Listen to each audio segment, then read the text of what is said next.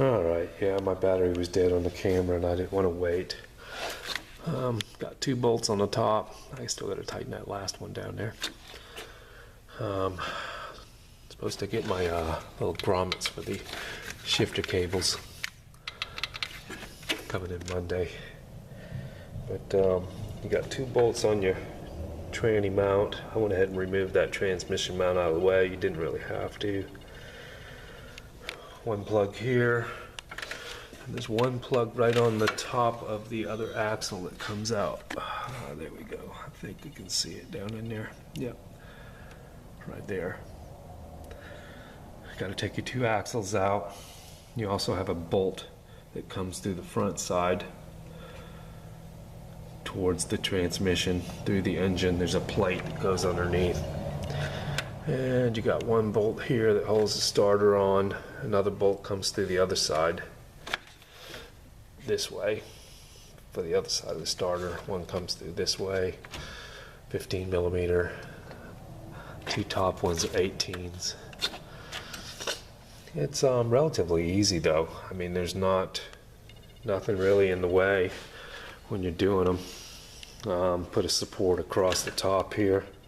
I just had a steel bar that went across and set it here and hooked a little turnbuckle in here with a chain wrapped around it. And it didn't have to go down too far. This engine has solid wishbone mounts. I don't know if you've seen the other PTs, but they're horrible. Looks like this one's starting to go bad already too. It's pinched or something. I know one thing, this motor does not move 1 bit. You can shake it back and forth and it's solid. There's a top one and a bottom one. But yeah, I went ahead and put it back in. Actually, I just got to button the front up here. I want to pull this off. I've already got the bolt out of the lower ball joint. I want to pull the knuckle assembly off and check the ball joint because all the rubbers are gone on them. So eventually I'm going to have to just replace them. See, you can see the ball joint, but I want to check it for play. If there's any play in it, then I'm just going to replace it now. They're not too hard to do, but this one has a bad tie rod end on this side too. Yeah, can't feel it. I can barely feel it. Yep. But when it's on, you can knock it back and forth with the knuckle assembly there. You can feel it. Everything else seems pretty good on it. They've got some vented rotors on here, and plenty of meat on the pads inside now. There was a seal leak here in the front. Well, I was putting my wrench on that bolt there while I was torquing the clutch flywheel or flex plate connecting bolts that basically look like torque converter bolts on an automatic. But and that just kept turning. I was like, whoa, wait a second.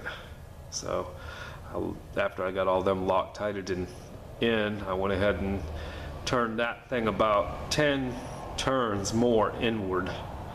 So they had not tightened it down properly when they did the timing belt, I guess. He said the timing belt had been done, water pump and all that stuff, but so it went in about 1/4 inch, so hopefully that'll take care of the seal leak or make it worse. We'll find out.